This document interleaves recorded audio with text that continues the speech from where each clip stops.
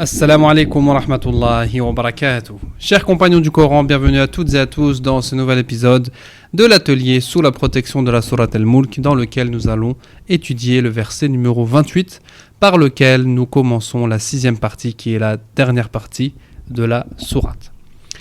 Et oui, il nous reste que 3 cours et après l'explication de sourate Al-Mulk sera terminée, mais le travail autour de la sourate ne sera pas, lui, complètement terminé parce qu'il faudra travailler autour du concept du tadabbur et autour du concept de la mise en pratique pour pouvoir ensuite devenir des compagnons de sourate Al-Mulk. Qu'Allah nous facilite. Ce soir, nous accueillons la 29e nuit et je sais, nous sommes tous fatigués, nous sommes épuisés. Il y en a certains demain qui retournent au travail. On peut se chercher toutes les excuses que l'on veut, mais on se doit de faire les derniers efforts. Là, c'est la dernière ligne droite. Pour n'avoir aucun regret, on se doit de tout donner. Et oui, on a de la fatigue, mais retenez cette phrase-là. La fatigue part alors que la récompense reste. La fatigue, on va la voir et ensuite, Inch'Allah, on pourra récupérer. Il y en a qui vont être en vacances avec les jours de l'Eid, ou même pour ceux qui ne pourront pas être en vacances, on va attendre le week-end prochain pour pouvoir récupérer. Mais sachez que la fatigue part alors que la récompense reste. Retenez cette phrase-là pour pouvoir tout donner. Cette nuit, c'est peut-être Laylatul Qadr. Et dites-moi dans les commentaires si vous avez observé des signes, ou s'il y a une nuit plutôt pour laquelle vous pensez que c'était Laylatul Qadr. Il y a peut-être une nuit où vous avez dit, en étudiant les signes de Laylatul Qadr, c'est une nuit apaisée, c'est une nuit dans laquelle il ne fait ni trop chaud ni trop froid, c'est une nuit dans laquelle il y a des étoiles, c'est une nuit dans laquelle vous avez ressenti un sentiment d'apaisement. Donc dites-moi si vous avez ressenti quelque chose. Moi, j'ai ressenti quelque chose d'une certaine nuit. Je vous en dirai plus demain, Inch'Allah. Mais j'ai envie de voir justement si vous avez eu les mêmes ressentis que moi. On poursuit l'étude de Surat Al-Mulk. Bismillahi walhamdulillah, wassalatu wassalamu ala rasulillah, amma ba'd. Fayaqulu Allahu ta'ala, A'udhu billahi minash shaytanir rajim. قل أرأيتم إن أهلكني الله ومن معي أو رحمنا فمن يجير الكافرين من عذاب أليم. Traduction. Dit, voyez-vous, qu'Allah me fasse périr ainsi que ceux qui sont avec moi, ou qu'il nous fasse miséricorde, qui protégera, qui épargnera alors les mécréants d'un châtiment douloureux. Par ce verset, nous entamons la 6e et la dernière partie de la sourate Al-Mulk, par laquelle Allah subhanahu wa ta'ala nous montre encore une fois sa grandeur et sa toute puissance, et surtout veut mettre en avant la faiblesse de l'homme. Le sens de cette partie rejoint celui de la première qui nous informe qu'Allah subhanahu wa ta'ala est le souverain, Al-Malik, et qui est capable de tout. La différence entre la première partie et la 6e partie, c'est que dans la première partie, Allah subhanahu wa ta'ala il va mettre en avant son pouvoir absolu, il va se mettre lui en avant. Alors que dans la 6e partie, Allah subhanahu wa ta'ala, il va mettre en avant la faiblesse de l'homme. Tout ça pour la même conclusion, Allah subhanahu wa ta'ala est le souverain, le maître, et l'homme n'est rien du tout. Tout est entre les mains d'Allah subhanahu wa ta'ala. Et ce qu'on peut observer, c'est que ces 3 derniers versets commencent par le verbe qul, comme on a déjà vu précédemment, par lesquels Allah subhanahu wa ta'ala répond aux polythéistes à travers le prophète sallallahu alayhi wa sallam, et on peut également mettre en avant la notion de rahma que l'on retrouve dans ces 3 versets. Dans le premier verset avec aw rahimana, donc ou qu'il nous fasse miséricorde. Dans le deuxième verset qul huwa ar-rahman amanna bihi wa alayhi tawakkalna, et dans le dernier verset avec les bienfaits, notamment le bienfait de l'eau, qui est une preuve de la rahma d'Allah subhanahu wa ta'ala. Qul, dis ô Muhammad, en réponse à ceux qui souhaitent ta mort et qui pensent que c'est ta présence et celle des croyants qui vont causer leur perte. Et oui, comme vous le savez, pour ceux qui ont étudié la Sira, à plusieurs reprises, les polythéistes ont voulu s'attaquer au prophète sallallahu alayhi wa sallam et ont même voulu le tuer. Sa tête a été mise à prix à plusieurs reprises, et c'était un souhait, c'était un rêve pour certains de voir mourir le prophète sallallahu alayhi wa sallam et de voir mourir tous les compagnons. Ils pensaient que le fait que le prophète sallallahu alayhi wa sallam disparaisse ainsi que les compagnons allait les préserver du châtiment, que ce soit ici-bas ou dans l'au-delà. Que, en fait, eux, ils avaient, parce qu'ils pensaient que à leur profit de ce bas monde, et ils pensaient que la présence des compagnons et la présence du prophète sallallahu alayhi wa sallam allait nuire à leur profit. Parce que le prophète sallallahu alayhi wa sallam est venu avec le message du tawhid, qui était en opposition avec le message du polythéisme, qui était ancré à cette époque-là, et qui était la source du business des Mécois. Parce que les Mécois alimentaient justement cette croyance de plusieurs divinités pour accueillir les pèlerins des différentes tribus afin qu'ils adorent leurs idoles, et également afin de leur vendre des idoles. Donc dis au Mohammed, au prophète d'Allah, en réponse à ceux qui souhaitent ta mort et qui pensent que c'est ta présence et celle des croyants qui vont causer leur perte. Réponds-leur que non. Il n'y a aucun rapport entre notre présence et votre perte, bien au contraire. Qul ara'aytum, avez-vous vu? Dans le sens où raisonnez un peu, réfléchissez un peu. Et depuis le début de la sourate, Allah subhanahu wa ta'ala nous demande de raisonner. Il nous demande de raisonner et de réfléchir à propos de la création, à propos de notre création en nous-mêmes, à propos des signes historiques qu'il nous a donnés. Et là également, donc Allah subhanahu wa ta'ala, il dit Qul ara'aytum, donc avez-vous vu? Donc raisonnez un peu, prenez un petit temps et raisonnez un peu.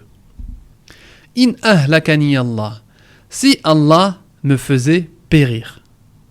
Donc ça montre que le prophète sallallahu alayhi wa sallam déjà n'a aucun pouvoir sur sa propre vie. Il n'a pas dit voyez-vous ou observez si je meurs ou si je me donne la mort. Non. In ahlakani Allah, c'est Allah subhanahu wa ta'ala qui est le seul à pouvoir donner la mort, et ça fait référence à walladhi khalaqal mauta wal hayata liyabluwakum ayyukum ahsanu amala. C'est lui qui a créé la mort et la vie afin de vous éprouver qui est le meilleur en acte. In ahlakani Allah. Donc même si votre rêve se réalise et que Allah subhanahu wa ta'ala me rappelle auprès de lui. Wa mam ma'iya, et ceux qui sont avec moi, les compagnons, les croyants. Aw rahimana, ou qu'il nous fasse miséricorde dans le sens qu'il nous maintienne en vie. Si Allah subhanahu wa ta'ala nous fait mourir, moi et les croyants, ou qu'il nous maintienne en vie par sa grande miséricorde, parce que la vie est un signe de la miséricorde d'Allah subhanahu wa ta'ala, et ça il faut en prendre conscience, et il faut optimiser notre vie pour être reconnaissant envers Allah subhanahu wa ta'ala de ce premier bienfait. Parce que le premier bienfait c'est la vie, et ensuite il y a d'autres bienfaits tels que l'islam, tels que la santé, tels que les richesses, la famille, etc. Et le premier bienfait c'est la vie, mais le meilleur bienfait dans la vie c'est l'islam. Retenez cette phrase-là. Le premier bienfait c'est la vie, mais le meilleur bienfait dans cette vie c'est l'islam, qu'Allah subhanahu wa ta'ala nous guide sur le chemin de l'islam. Qul ara'aytum in ahlakani Allahu wa man ma'iya aw rahimana, qu'il nous fasse miséricorde en nous maintenant en vie. Faman yujiru al-kafirin min adhabin alim, qui protégera, qui épargnera alors les mécréants d'un châtiment douloureux? C'est une question rhétorique qui veut dire personne. Personne ne peut protéger les mécréants d'un châtiment, que ça concerne ce bas monde ou l'au-delà. Personne n'a cette capacité de protéger ou d'épargner les gens d'un châtiment d'Allah subhanahu wa ta'ala lorsqu'il l'a décidé. Rien ni personne ne s'oppose à la volonté d'Allah. Le problème ne vient pas de la présence ou non du prophète sallallahu alayhi wa sallam, mais il vient d'eux-mêmes.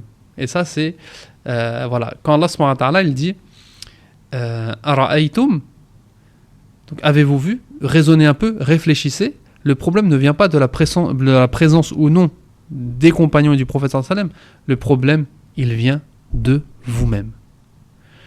Que je sois vivant ou mort, rien ni personne ne pourra vous protéger du châtiment d'ici-bas et de l'au-delà si Allah subhanahu wa ta'ala le décide. Vous vous fatiguez pour rien à vouloir me tuer. Vous vous trompez d'objectif.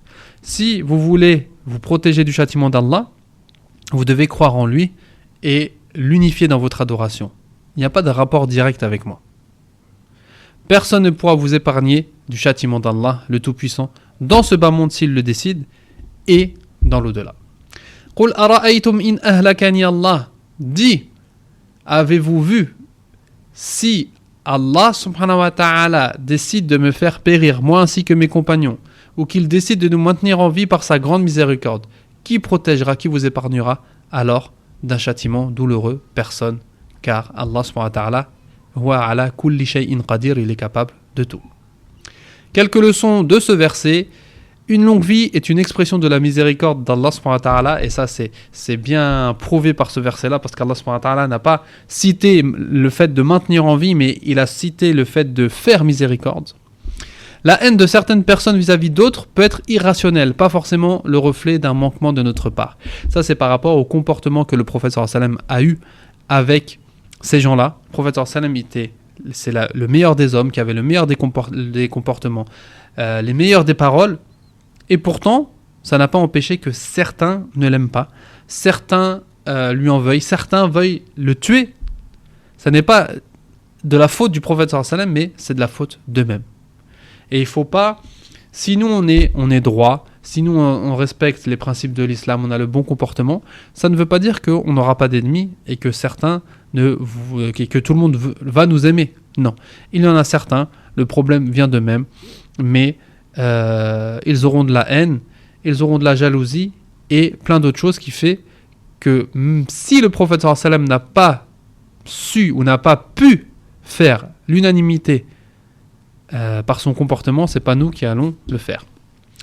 Et dernier point, rien ni personne ne peut empêcher le châtiment d'Allah subhanahu wa ta'ala, ni dans ce bas monde, ni dans l'au-delà. Dans le verset de demain, on va parler donc de l'affirmation de la croyance des musulmans qui est la seule cause de protection du châtiment.